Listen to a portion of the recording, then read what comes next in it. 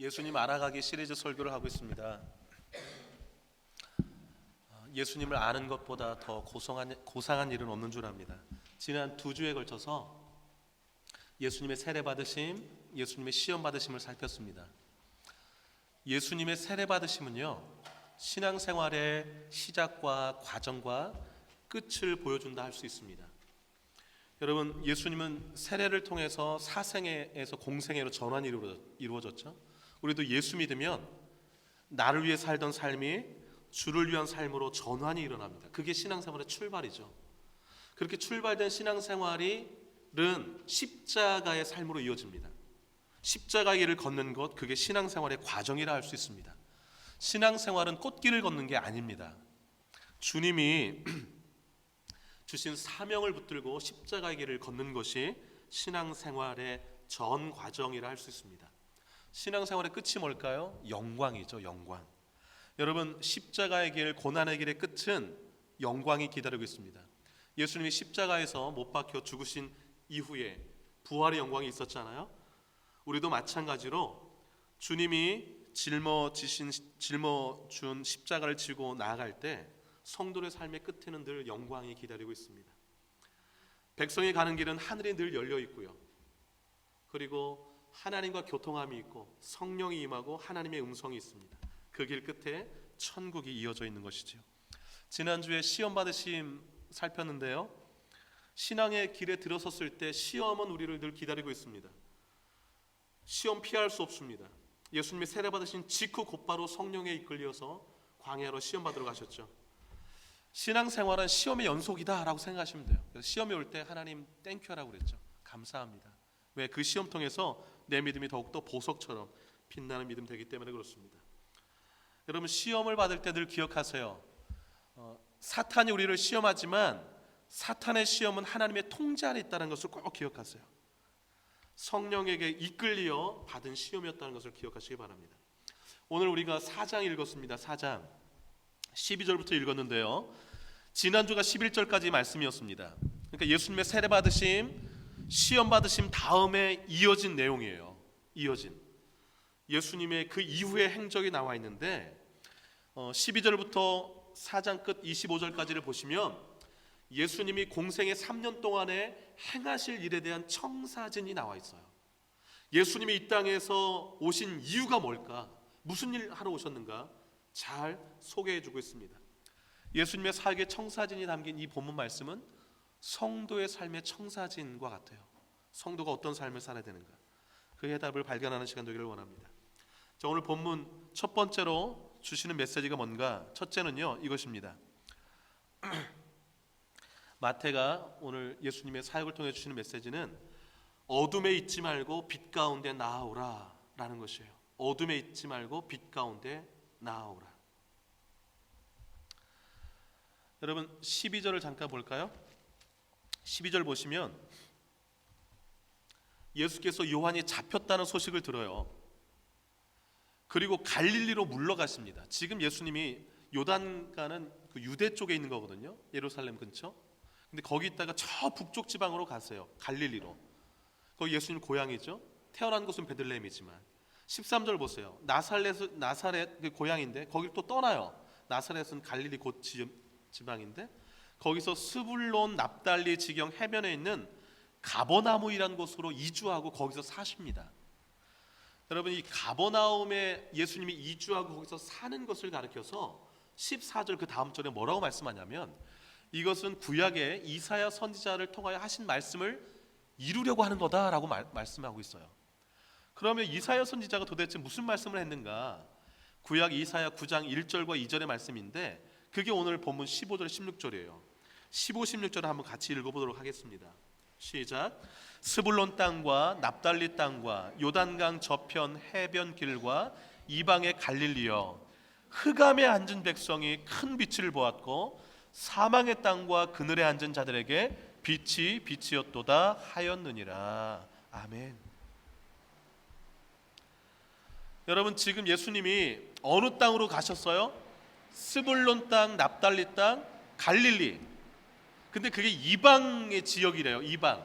원래는 가나안, 우리 같은 이스라엘 백성들인데 그런데 그쪽이 북쪽의 거의 끝 지역이라 이방과 접해 있어요. 그래서 이방 사람들과 왕래가 심해서 거의 뭐 유대인들은 그쪽은 다 시골 동네, 흑암에 사는 동네, 사망의 그늘에 앉은 동네 이렇게 취급을 했던 거예요.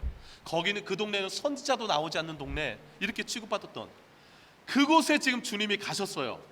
주님이 왜 가셨는가? 16절에 보니까 흑암에 앉은 백성에게 큰 빛을 비추시려고, 사망의 그늘에 앉은 자들에게 빛을 비추시기 위해서, 즉 생명을 주시기 위해서 그곳에 가셨다라고 말씀하고 있습니다. 예수님이 이 땅에 왜 오셨는가? 흑암에 앉은 자, 사망에 놓인 사람들에게 영화로운 빛, 생명의 빛을 주기 위해서 오셨습니다. 여러분 성경 좀 찾아보기 원하는데요, 여러분 오늘 본문은 끈으로 표시해 두시고 요한복음 한번 찾아보겠습니다. 요한복음 12장 46절 한번 가보도록 할게요. 요한복음 12장 46절 한번 찾아보세요. 뒤쪽으로 가셔야 됩니다. 요한복음 12장 46절을 읽겠습니다. 예수님이 하신 말씀이에요. 같이 한번 읽어보겠습니다. 시작. 나는 빛으로 세상에 왔나니 물은 나를 믿는 자로 어둠에 거하지 않게 하려 함이로라. 아멘. 예수님이 무엇으로 세상에 왔대요? 빛으로. 그래서 예수를 믿는 자는 어떻게 하시려고? 어둠에 거하지 않게 하시려고 오신 거래요. 여러분 어둠에 거하지 않는 비결이 뭐예요? 예수를 믿는 거예요. 믿는 거. 한 곳 더 찾아볼게요. 한 곳. 요한복음 8장 12절입니다. 앞으로 가보세요. 8장 12절. 역시 예수님이 하신 말씀이에요. 요한복음 8장 12절. 다 체크해 놓으세요. 읽어봅니다. 시작. 예수께서 또 말씀하여 이르시되 나는 세상의 빛이니 나를 따르는 자는 어둠에 다니지 아니하고 생명의 빛을 얻으리라. 아멘. 예수님은 자신을 가리켜 세상이 뭐라고 말씀하셨어요? 세상이 빛이다. 그래서 예수를 따르는 자는 어디 다니지 않고 어둠에 다니지 않고 뭘 얻으리라? 생명의 빛을 얻으리라. 영생을 얻으리라는 거예요. 여러분 이 두 구절을 보면 이 땅에 있는 모든 사람들이 다 어둠 가운데 있다는 걸 알 수 있어요. 스불론, 납달리, 갈릴리에 사는 사람들만 흑암 가운데 또 어둠 가운데 사망의 그늘에 있는 것이 아니라 모든 사람들이 다 그 아래 있는 것이죠. 모든 사람은 다 빛 대신 세상의 빛이신 예수님이 필요해요. 그래서 어둠에 있지 않고 생명 얻으려면 예수 믿어야 되고 예수를 따라야 돼요. 예수를 따라야 돼요. 여러분 그것이 사망에서 생명으로, 흑암에서 광명으로 나아가는 비결입니다. 그러면 여러분 예수님을 믿고 따르려면 어떻게 해야 될까요? 여러분 예수를 믿어야 어둠에 있지 않고 빛 가운데 나가고 예수를 따라야 생명의 빛을 얻는다고 그랬는데 어떻게 해야 예수를 믿고 따를 수 있을까요? 오늘 본문으로 돌아오시면, 오늘 마태복음 4장에 돌아오시면 그 답이 나와 있어요. 어떻게 하면 예수를 믿고 따를 수 있는지 그 해답은 회개입니다. 회개. 오늘 본문 17절 보세요. 우리 방금 전에 16절까지 봤잖아요. 흑암에 앉은 백성이 큰 빛 보았다. 큰 빛이 예수님이잖아요. 예수님이 그곳으로 들어가셨으니까. 들어가신 예수님이 뭘 하셨는가? 17절 보세요. 17절 한번 읽어볼게요. 시작. 이때부터 예수께서 비로소 전파하여 이르시되 회개하라 천국이 가까워왔느니라 하시니라. 아멘. 이게 예수님 공적 사역의 첫 메시지예요. 회개하라 천국이 가까웠다. 어둠에서 나오려면, 사망에서 나오려면 회개해야 된다는 거예요. 회개하면 천국에 갈 수 있다는 거예요. 아주 심플한 메시지예요. 우리 모두는 다 회개가 필요한 사람이다. 왜 흑암에 있을까요? 왜 사망에 있을까요? 죄 때문입니다. 여러분 죄 때문에. 죄의 삭은 뭐다? 사망이다. 사망이다. 여러분 예수 믿으면 사망에서 생명으로 갑니다. 흑암에서 광명으로 갑니다. 그럼 예수 믿으세요 이러는데도 안 믿어요. 사람들이 왜 안 믿을까요? 왜? 도대체 천국 갈 수 있다는데도 왜 안 믿을까요? 그 해답을 성경을 통해서 찾아볼게요. 성경 한 곳만 더 찾아보겠습니다. 요한복음 3장 한번 가보세요.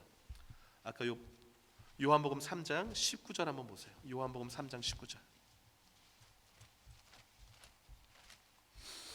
성경 속에 모든 해답이 있습니다. 3장 19절 읽어볼게요. 19절 먼저 읽습니다. 있습니다. 시작. 그 정죄는 이것이니 곧 빛이 세상에 왔으되 사람들이 자기 행위가 악함으로 빛보다 뭘 더 사랑해요? 어둠을 더 사랑해서요. 빛이 왔는데, 예수님이 왔는데 예수님보다 어둠을, 세상을 더 사랑해서 안 오는 거래요. 예수 싫다라는 거예요. 천국도 싫다라는 거예요. 난 어둠이 더 좋다라는 거예요. 두 번째 이유가 그 다음 절에 나와 있어요. 20절 한번 읽어볼게요. 시작. 악을 행하는 자마다 빛을 미워하여 빛으로 오지 아니하나니 이는 그 행위가 드러날까 하며. 빛 대신 예수님께 나오면 자기가 죄인이란 걸 알아요. 그게 드러나는 게 싫은 거예요. 죄인이란 것을 인정하고 회개해야 천국 가는데 회개하기 싫은 거예요. 내가 무슨 죄인이라고. 그게 싫어서 안 나온다는 거예요. 회개하면 천국 간다고 흑암에 있는 사람들에게 예수님이 전했는데도 안 와요. 왜? 자기의 이 지금 어둠이, 자기의 악이 드러날까 봐. 여러분, 이 드러나는 게 뭐가 부끄럽습니까? 내가 죄인이라고 인정하는 게 뭐가 부끄러워요? 인정하면 하나님이 다 백성 삼아주시고 빛 가운데 이끌어 주신다는데. 그런데 놀라운 것은 그 다음 절이에요. 거부하고 자기 정체 드러나는 거 싫어하는 사람들이 있는 반면에 그 반대의 사람도 있대요. 21절 한번 읽어볼게요. 시작. 진리를 따르는 자는 빛으로 오나니 이는 그 행위가 하나님 안에서 행한 것임을 나타내려 하심이라. 아멘. 안 오는 사람도 있지만 진리를 따르는 사람, 진리의 빛을 보고서 예수님께 나오는 사람이 있대요. 왜 나오는가? 그 행위가, 예수님 앞에 오는 행위가 하나님 안에서 행한 것임을 나타내려 합니다. 본 거예요. 아, 내가 흑암에 있었구나, 사망에 있었구나. 그런데 나 구하시려고 하나님 예수님 보낸 거구나. 예수가 나의 생명이구나. 이거 본 거예요. 하나님이 나 구원하려고 예수님 보내셨구나. 그래서 하나님 안에서 행한 것임을 나타내려고 나온대요. 자기가 죄인인 것을 인정하면서.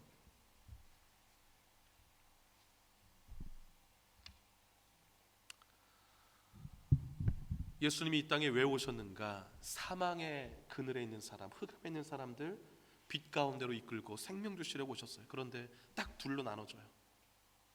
거부하는 사람, 진리로 나오는 사람.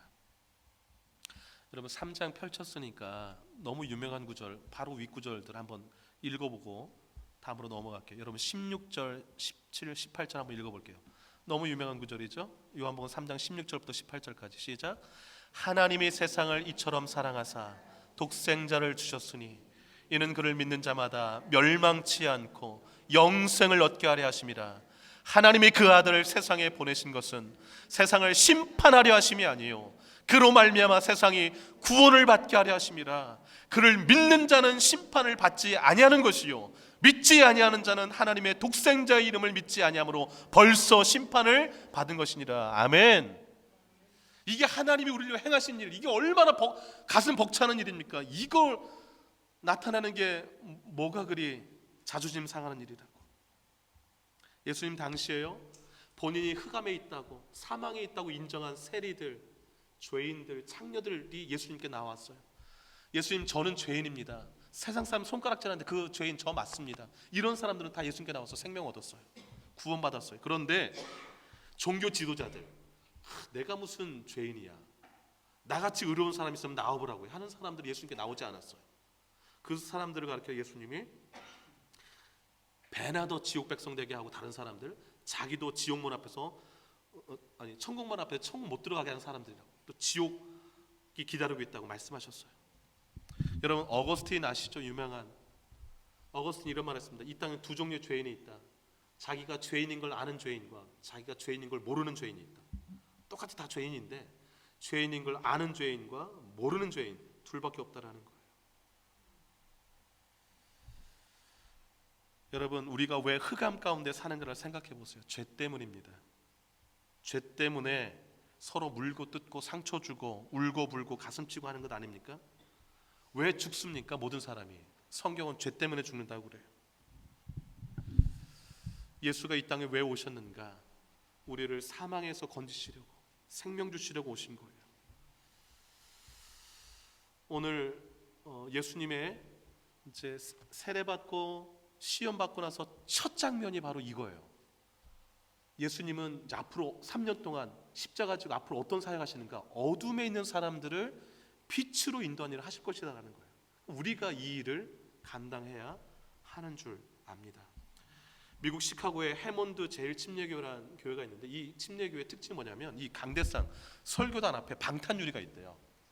방탄유리가 왜 있는가 하면, 그 초창기 목사님이 하일스 목사님인데, 이분이 그 회개하라는 설교를 그렇게 많이 하셨다고 그래요. 우리가 얼마나 죄 있는 걸 아냐. 그러니까 그 교인들 중 한 청년이 하도 화가 나가지고서 회개하라는 소리 그만하라고 총을 쏜 거예요. 근데 그 예배 시간에 총을 쐈는데 비껴나갔어요. 너무 상상할 수 없는 일이죠. 잘 수습이 됐어요. 그 다음부터 교인이 그래요. 목사님, 이제 너무 회개하는 소리 하지 마세요. 위험하니까. 근데 목사님이 이런 말씀하세요. 회개하지 않으면 어떻게 천국에 갈 수 있습니까? 저는 멈출 수 없습니다. 계속 설교하시겠다는 거예요. 회개하라는 설교를. 그래서 어떻게 교인들이 목사님 돌아가시면 안 되니까, 그래서 방탄유리를 하는 거예요. 방탄유리. 그 방탄유리 사람들 계속 또 선포했어요. 근데 어떤 일이 일어나냐면, 이제 설교 내려왔는데 쐈어요. 근데 안 죽으셨어요. 와, 내려오셔서 총을 쐈는데도 불구하고 계속 하시겠다는 거예요. 여러분, 그 교회 어떤 일이 일어난 줄 아십니까? 진짜 회개가 일어났어요. 아, 회개가 생명을 걸 만한 일이구나 라는 걸 안 거예요. 왜 목사님이 저토록 회개하라는, 그리고 오늘 예수님이 왜 회개하라고 하셨는가? 목숨을 지불할 만한 가치가 있는 거구나. 비로소 깨닫고 진심으로 회개가 일어나기 시작했어요. 진심으로. 여러분, 예수님의 이 생명의 빛, 복음의 빛은 낙도, 오지, 또 전 세계 구석구석에 비춰야 되지만, 가장 이 빛이 비춰야 될 곳이 어딘지 아십니까? 내 심령이에요. 내 심령. 구약성경 예레미야 17장 9절 10절에 이런 말씀이 있어요. 제가 읽어드릴게요. 예레미야 17장 9절 10절. 만물보다 거짓되고 심히 부패한 것은 마음이라. 누가 능히 이를 알리오마는. 사람들 잘 모른대요. 자기 마음이 얼마나 부패되어 있는지. 그런데 그 다음 절, 나 여호와는 심장을 살피며 폐부를 시험하고 각각 그 행위와 그의 행실대로 보응하나니 그랬어요. 하나님은 우리 마음이 얼마나 부패된지 다 들여다보고 계신대요. 다 들여다보고. 하나님이 빛을 비출 때 내 마음이 부패된 것을 보고 인정하고 나아올 때 흑암과 사망에서 생명으로 옮겨지는 것입니다. 하나님이 말씀의 빛을 내 어두운 마음에 비칠 때 빛으로 나오는 축복이 있기를 주의 이름으로 축복드립니다. 두 번째로 오늘 본문이 주는 메시지가 무엇인가? 물고기만 낚지 말고 사람을 낚아라입니다. 물고기만 낚지 말고 사람을 낚아라. 여러분 18절 한번 보세요. 17절에 이제 회개하라 천국이 가깝다 예수님 말씀하시고, 18절부터 22절 또 한 단락인데, 18절 보세요. 갈릴리 해변, 거기가 가버나움이에요. 그 근처로 다니시다가 베드로를 만났어요. 또 그 형제 안드레를 봤어요. 어부였거든요.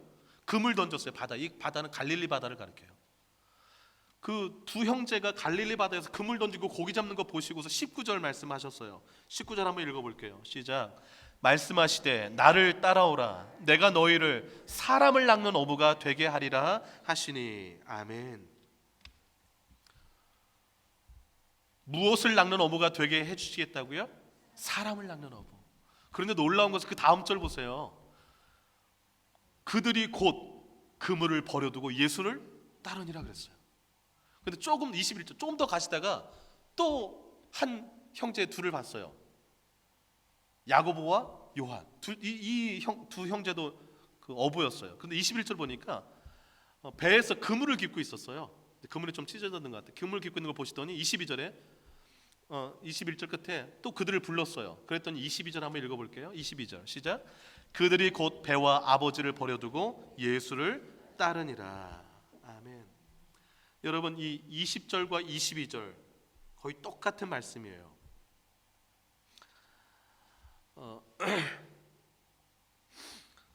여러분이 오늘 본문에서 가운데 단락 18절부터 22절 이 단락이 참 중요한데요.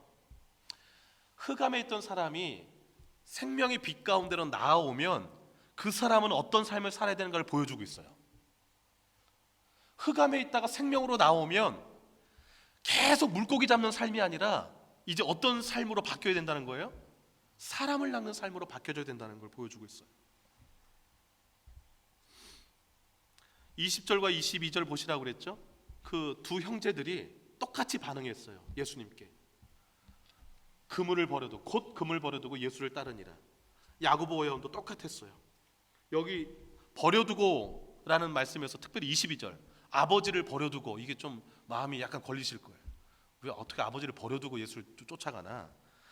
이 말씀은요, 예수 믿으면 혈연 관계를 끊으라 이 말이 아니에요. 배와 그물을 버려두라 이 말을 또 오해해서 예수 믿으면 생업 다 포기해야 되는구나 이 말이 아니에요. 여러분, 이 배와 그물을 버려뒀다 그리고 예수를 쫓았다라는 것은 이런 뜻입니다. 예수를 믿고 구원받으면 삶의 목적과 방향이 바뀌어야 된다 이 뜻이에요. 무엇과 무엇이 바뀌어야 된다고요? 삶의 목적과 방향이. 방향은 어떻게 바뀌어야 되는가? 예수를 따라가는 삶으로 바뀌어야 된다는 거예요. 그전에는 세상의 가치를 따라 살았다면 이제는 예수 따라 사는 삶으로 바뀌어야 된다는 거예요. 그래서 20절과 20절 끝에 예수를 따르니라 예수를 따르니라 이렇게 나온 거예요. 그 다음에 목적이 뭐냐면 그전에는 어떻게 하면 저 사람보다 내가 더 고기를 더 많이 낚을까가 삶의 목적이었다면 이제는 바뀌어야 된다는 거예요. 어떻게 하면 저 사람을 구원할 수 있을까로 바뀌어져야 된다는 거예요. 흑암에 있다가 생명으로 나와왔다면 말이죠. 그런데 20절과 22절에 곧이라고 그랬습니다. 즉시 삶이 이렇게 이제 세례받고 흑암에서 생명으로 바뀌어졌는데 구원받았는데 계속 이전의 삶에 머물러 있어서는 안 된다는 것이지요. 신앙생활의 색깔이 분명해야 됩니다. 분명해야 돼요. 성서원이라는 단체가 있습니다. 그 단체 회장 되시는 분이 김영진 박사님이세요. 그 박사님이 베드로의 일생을 성경을 쭉 보시면서 시를 썼어요. 제가 한번 읽어드릴게요.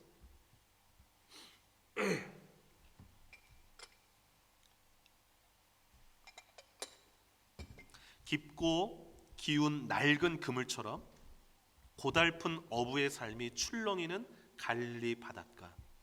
오늘도 고기를 바라고 낡은 배를 저어 갈릴리 바다 이곳저곳에 값싼 그물을 던지고 있었네. 바라던 고기는 얻지 못하고 삶의 고뇌처럼 얽히고 설킨 빈 그물만 건져 올릴 뿐. 어디선가 들려온 부르심이 있었네. 나를 따라오너라. 내가 너로 사람 낚는 어부가 되게 하리라. 고기를 낚는 어부 베드로, 주님의 부르심 받고서 사람 사는 바다가 있음을 알았네. 저는 이 부분이 너무 좋았어요. 모든 것을 버리고 주님을 따랐네. 주님은 그를 반석이라 불렀네. 그 이름 그대로 베드로는 그리스도 교회의 반석을 놓았네. 사람 사는 바다에서 뭇 사람을 건져 올린 하나님의 큰 어부가 되었네. 주는 그리스도시요 살아계신 하나님의 아들이시니이다. 베드로는 저 위대한 신앙을 고백했네. 그러나 그 입으로 대제사장 가야바 집뜰학에서 포승에 묶인 예수를 보고 나는 정녕 그를 모른다고 3번이나 부인했네. 베드로, 그는 오늘을 사는 우리의 모습인 것. 마지막 부분이에요. 하지만 부활의 주님 갈릴리의 그 바닷가로 베드로를 다시 찾아가 내 양을 먹이라 친히 3번 말씀하셨네. 이제 다시 일어선 베드로 든든한 믿음의 반석이 되어 양무리를 먹이네. 그 반석 위에 오늘도 주님의 교회가 든든히 세워져 가네. 아멘이시죠?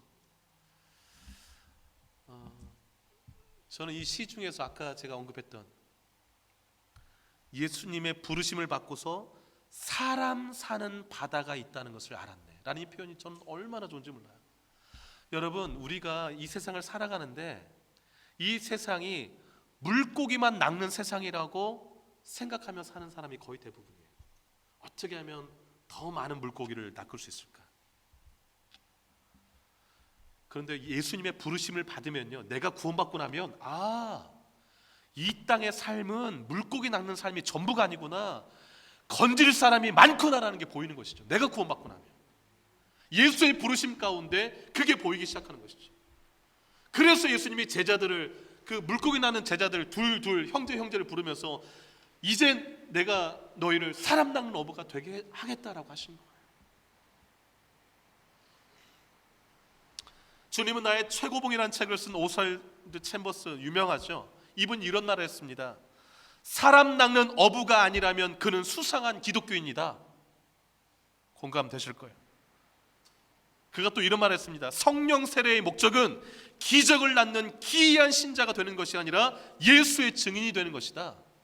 여러분, 성령 충만 받고 해서 뭐 이상한 거 보게 해달라고 이건 조금 문제가 있어요. 성령이 왜 임하는가? 예수 증인 되게 하라고 임하는 것입니다. 워런 위어스비의 성경 연구의 대가시죠. 그분이 이런 말을 했습니다. 그대가 오늘 성도인 것은, 구원받은 사람이 된 것은 어떤 이가 당신을 도왔기 때문이다. 자, 이제는 당신이 도울 차례다. 맞는 말이죠.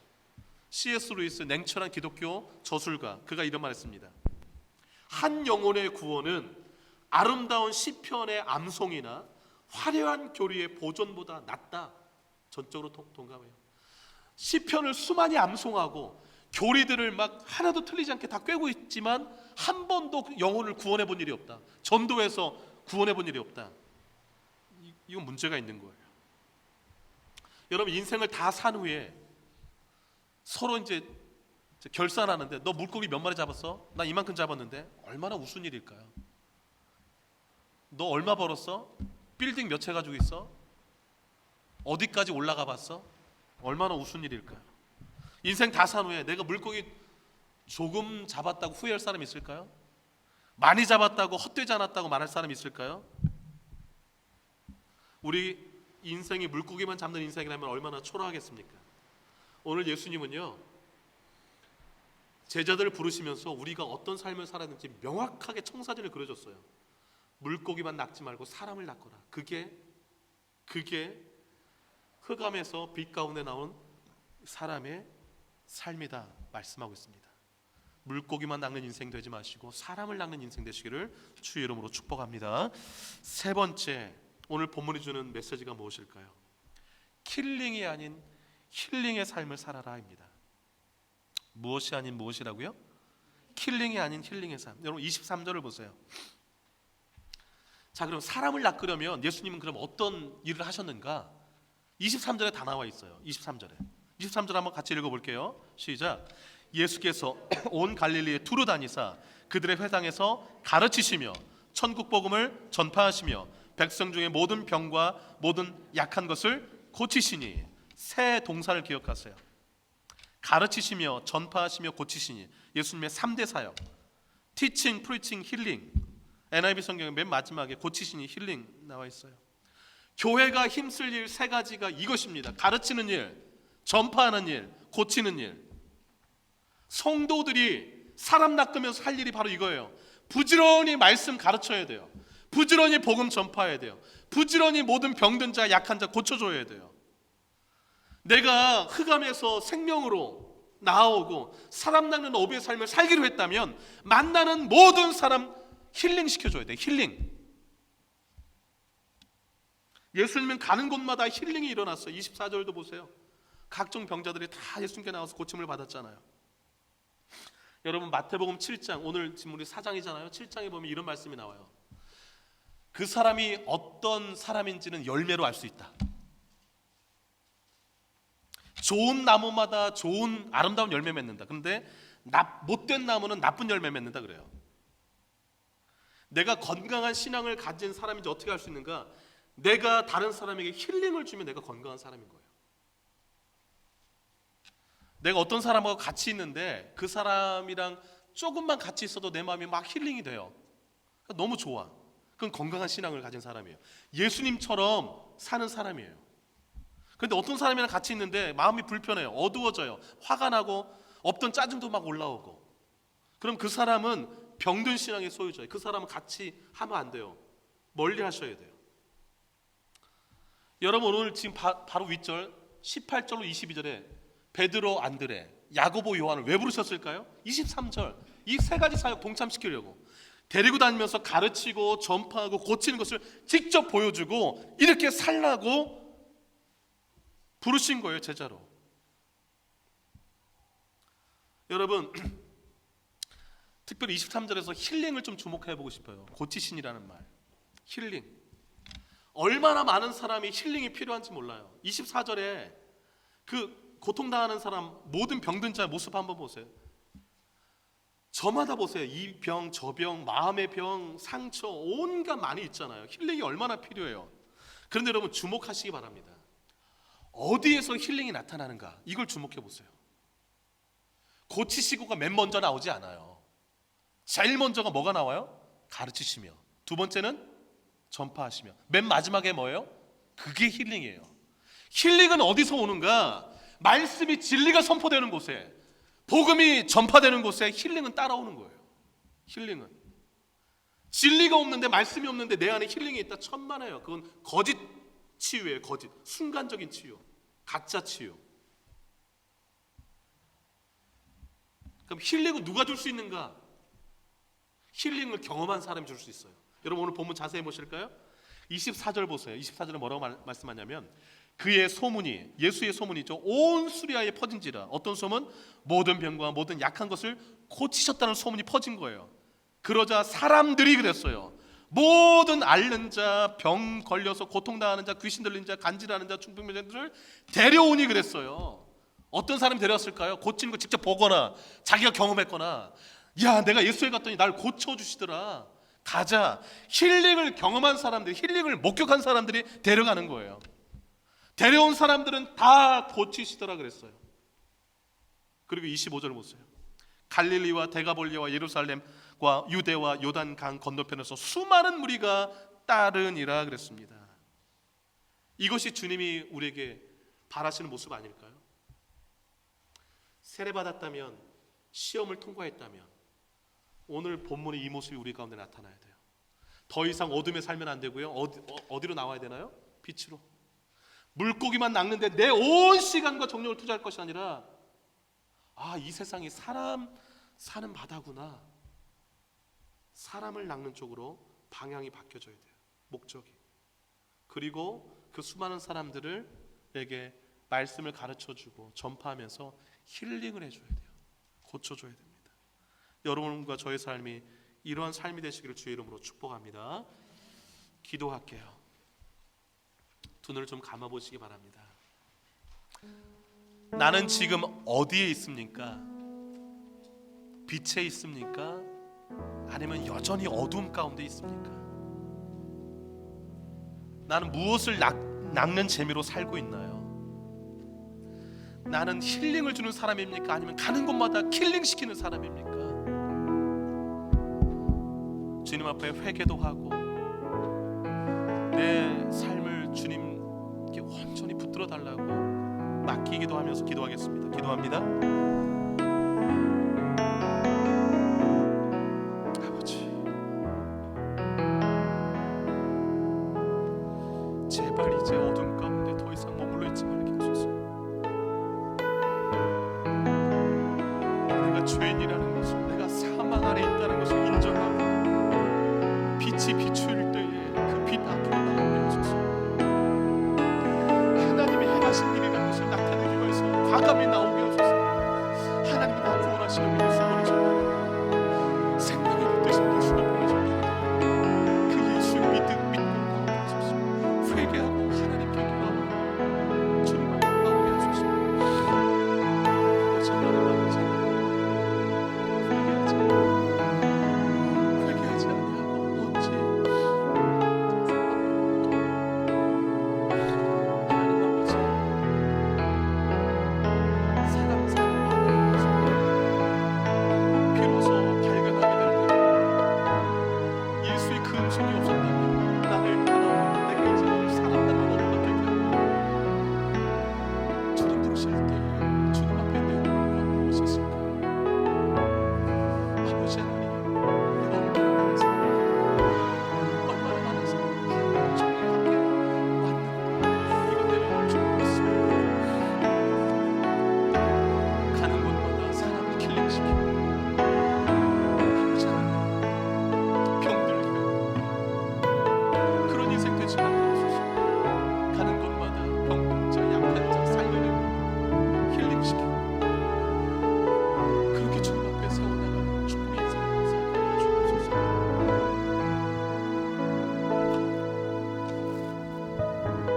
하나님 아버지,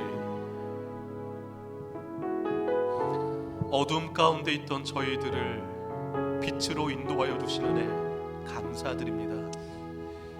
이전에 하나님 몰랐었는데 하나님 알게 하시고, 예수 몰랐었는데 예수 알게 하시고 믿게 하시고 천국 백성 삼아주시니 감사합니다. 예수 믿고 나서 빛을 보았습니다. 천국도 보았습니다. 내 더러움도 보았습니다.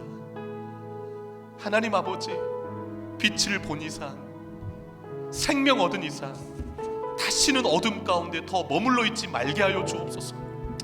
어둠을 떠나게 하여 주옵소서. 예수님이 부르신 그 부름의 자리로 나아가게 하여 주옵소서. 우리가 사는 이 세상은 물고기들만 사는 세상이 아니라 사람이 사는 바다였습니다. 저마다 물고기 얼마나 더 많이 잡느냐 혈안이 되어서 인생 낭비하지 말게 하여 주옵소서. 주님 앞에 갔을 때 나 돈 많이 벌었다라고 자랑할 것 아니라면 주님 앞에 갔을 때 무엇 내놓아야 할까요? 주님, 하나님, 제가 전도하여서 함께 데려온 사람들 이들입니다라고 함께 소개해 줄 수 있는 축복의 사람들 되게 하여 주옵소서. 사람 낚는 어부의 삶 살게 하소서. 그 길이 바로 예수를 따라가는 삶인 줄로 믿습니다. 가는 곳마다 사람을 좀 살려내는 삶을 살게 하소서. 가는 곳마다 사람을 죽이고 병들게 하고 상처 주는 인생 되지 말게 하여 주옵소서.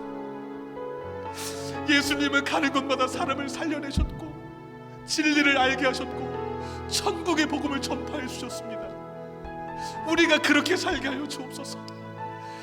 말도 안 되는 얘기로 사람들 죽이지 말게 하시고 진리의 말씀만 가르치게 하시고 전하게 하시고 천국 복음만 함께 나누는 축복의 공동체 되게 하여 주옵소서. 함께 머물면 내 영이 살아나는 사람 되어서 우리 새들의 백성들이 가는 곳마다 죽어가는 환경과 사람들이 살아나는 역사가 일어나게 하여 주옵소서. 그것이 진짜 세례받은 사람의 모습이요, 시험을 통과한 참 훌륭한 믿음을 소유한 사람의 참 모습인 줄로 믿습니다. 그들의 진짜 예수를 따라가는 참 제자들의 모습인 줄로 믿습니다. 그렇게 살게 하소서. 주님 부르시는 그날까지 주님만 닮고 주님이 어떻게 사셨는가 보고 주님이 살라고 하신 청사진 그대로 살아가는 우리 모두가 되게 하여 주옵소서. 그렇게 살기를 간절히 원하오며 이 모든 말씀 예수님 좋으신 이름으로 기도 올리옵나이다. 아멘.